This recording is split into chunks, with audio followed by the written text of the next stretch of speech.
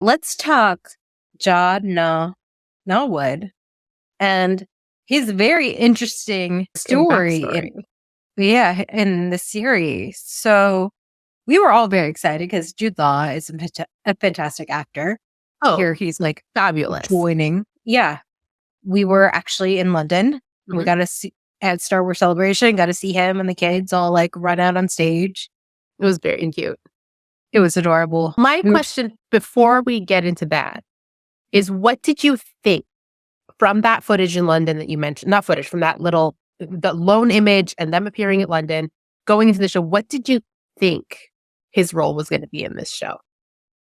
They were saying he was a Jedi, weren't they? Like in promotions and stuff like that. I definitely knew he was a Jedi going into this. They must have said it at some point. But what role did you think he was going to play before we had any footage of the show and any be a reluctant guide to the kids? Like he was going to be like maybe a Jedi that was more like Kanan pre-Hera, trying to survive.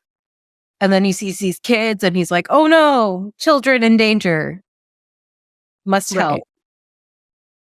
I sort of thought something along the same lines. I don't know why I got the impression that they would leave their planet and get stuck in one location and have to fight their way out of that one location for the course of the series. And with that in mind, I thought he was a Jedi who maybe had been posted to this location pre-Order 66 as a Padawan or whatever, and now still lives there.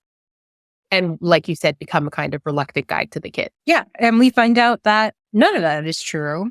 His tie to the Jedi is a Jedi on the run after Order 66 saw the potential in him.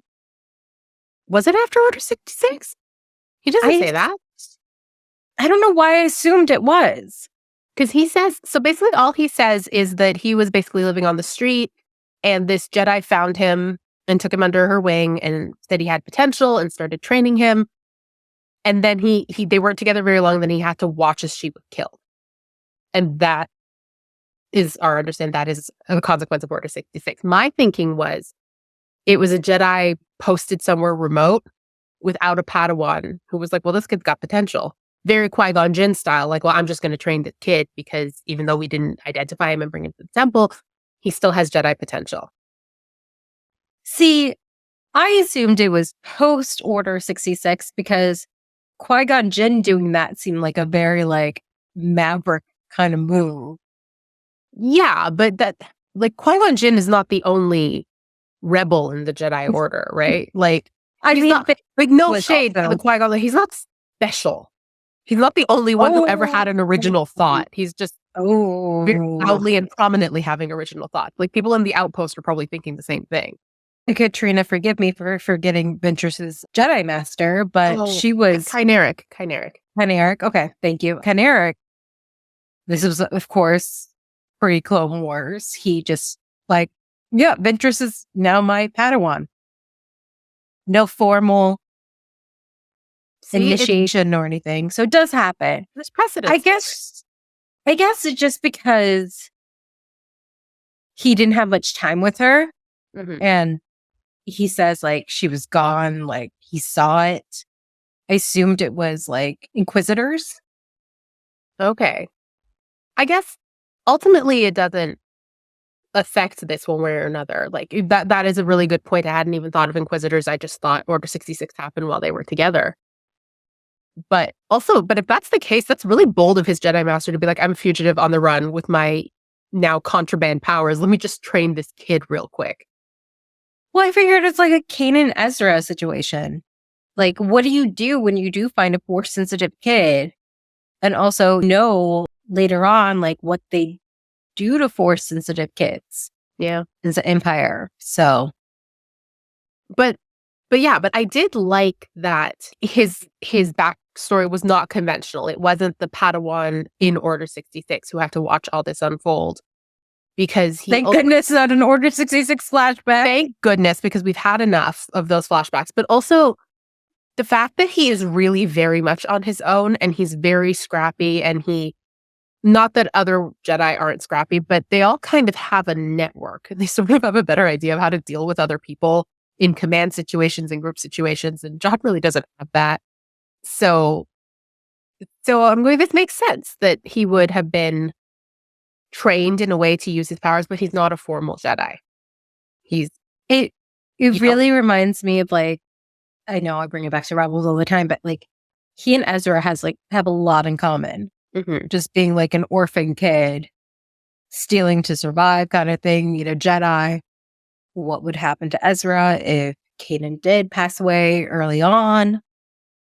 Well, Ezra's also older than Jod was when the master found him, but 4 years older still. But that's like huge. Yeah. Like look at any 11-year-old, 2 years older. Look at any 15-year-old. Like it's miles apart. But that does make a huge case for the environment Ezra grew up and the environment Jod grows up.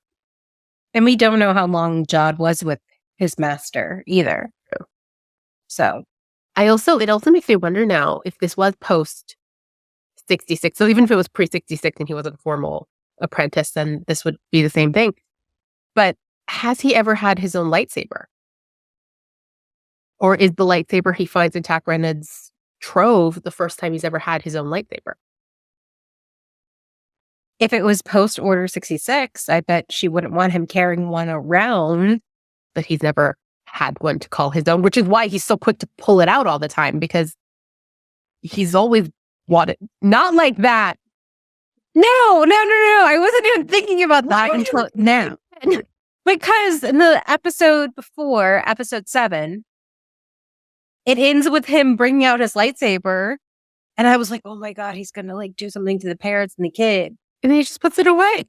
Yes. And the opening of this episode, he's like, yeah, I saved these kids. And I was like, oh. At first I was like, did you just do that because you thought it would make a really cool cliffhanger? But then I almost wondered if it was sort of to alert the kids that he's there and to remind them of what telling their parents will mean for them. Because the parents aren't cluing into what his lightsaber means either way, but the kids know. It's also posturing, and it helps sell the thing of him being a Jedi, which brings him authority, he thinks, to a place that doesn't know about the Galactic Civil War. But I also wonder if he thought that the Jedi thing would be more authority, but when they all defer to him as the emissary, he then realizes that no, it's the emissary that's buying him authority here, not the Jedi. Because they don't look cool, a Jedi, which is, might as well say cool, a pilot. Like they get what a Jedi is, but that doesn't mean anything to them, but emissary does. And I think like we see in Phantom Menace that Obi-Wan and Qui-Gon are also ambassadors at this point too. So the Jedis have multiple jobs. Yeah. So it's definitely can see an emissary also being a Jedi, because what's a Jedi going to do with a bunch of coin? Yeah.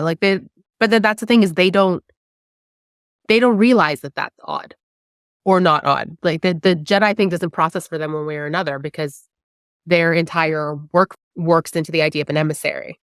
Right. And this goes back to like what I was thinking when Jod was doing all his nonsense in the finale was, dude, you could have just taken a bunch of mint and pieced out and possibly come back multiple times and get more money. You did not need to land your other ship. If he had just taken that ship. But the thing is, I understand the desperation to an extent, because he's like, if I take the money and go, when I want to come back for more, by that point, the kids will have told their parents I'm a fraud. So I won't be able to come back. So it's kind of a one and done situation for him, which is why he wants the frigate, so he can take as much of it as humanly possible. But he then very, very quickly loses control of the situation and then starts to get more and more desperate and starts to make mistakes. And that's where the whole thing falls apart. And I think one of the reasons he does make mistakes is because he's not entirely bad. He is a terrible person. He was straight up going to enslave all of Ad-Adin, including Neil's little siblings. They weren't just out for a little walk. No. They were going to be like inflamed. But you're right. He does realize, as he's losing control of the situation, that he has officially gone too far. And just isn't sure how to rein it back now. And the thing is, like, if you think about this man who has the Force, who's been living on the street as a pirate, he could have taken those kids and parents down easily. Mm-hmm. Like, one and done. But there was... And the thing is, anytime he is threatening them, particularly the parents, I don't think it's all posturing. I do think that he would kill them if he felt he had to. Yeah, I just don't think he would have killed the kids, though. I don't think he would have killed the kids. I think it's a lot of threats, but I don't think, because you notice when the lightsaber is at the parent's throat, it's much closer than it is when it's at the Definitely. kid's. Yeah, we see it like at Fern, and it's close by, but not as close as Farah, her mother's, or Wendell. Or Wendell. Like with Wendell especially, it's like super close. And like when he fires at Fern and Farah to get them to just basically stop conspiring behind his back, he shoots wide, So, yeah. And when KB, who so heroic, I love her so much, she pilots the ship with SM-33 to get a message out to Kim to get some X-Wings, to get some backup. He's like, you shouldn't have done that, because he knows that the pirates up there will shoot at that ship. And then when the ship goes down and they all think KB's gone, he seems visibly upset. Yeah, and like he tries to throw it on the kids. He's like, it didn't need to be this way. Like, look what you've done. Like, go look at what you've done. But he knows it wasn't them. He knows he's the one that forced KB's hand. Yep. So he's not without a soul. It's very heart. It's complex. It's very Long John Silver. It is, and even right down to the end. So the way Treasure Island ends. Now, bear in mind, I have read Treasure Island, but it was a million years ago. So I'm working off of the Muppets and Treasure Planet. It's the so that it ends. He does get what he wants, treasure-wise, and it just doesn't pan out for him properly. He doesn't get this sort of endless wealth, and he's just kind of left. Does he die? I don't remember. He gets marooned. In the book, the crew arrests Silver and they take him to be tried, and he winds up stealing a bag of money and getting away. Yeah. So he does get something, but he doesn't get everything he wanted. And that's very in line with Treasure Planet, with Muppets, although if he drowns or his boat sinks. And in this one, when they are leaving the supervisor's tower to go see about KB, because by this point they've opened the barrier and like the X-Wings are in and they've stopped the pirate and they're all leaving to see that, Wimp has this last moment of like Jod, come with us sort of thing. And Jod just looks at him like, I'm not coming. I'm not going to make it out of this. And we don't know what happens to him. He might get arrested right away if that tower doesn't get like demolished. We don't know. So, but basically he doesn't need to say it to communicate to all of us that it's over. I feel like Jod was show off to his pirates to like prove he was the best captain. So that's why he had to do the overboard thing, was like, let's take over this entire planet. Mm-hmm.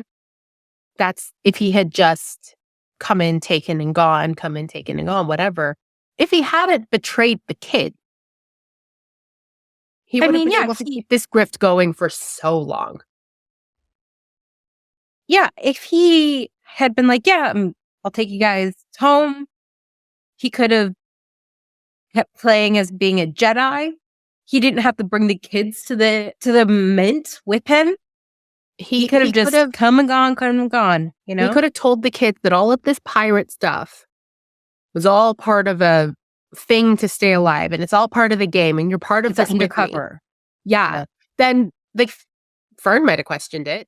Probably would have, but then probably KB, but I don't know that the other two would have. And if he'd really sold this image, then they would have been fine with it. So ultimately, he was undone by his own hubris. Hoisted on his own petard. Yes.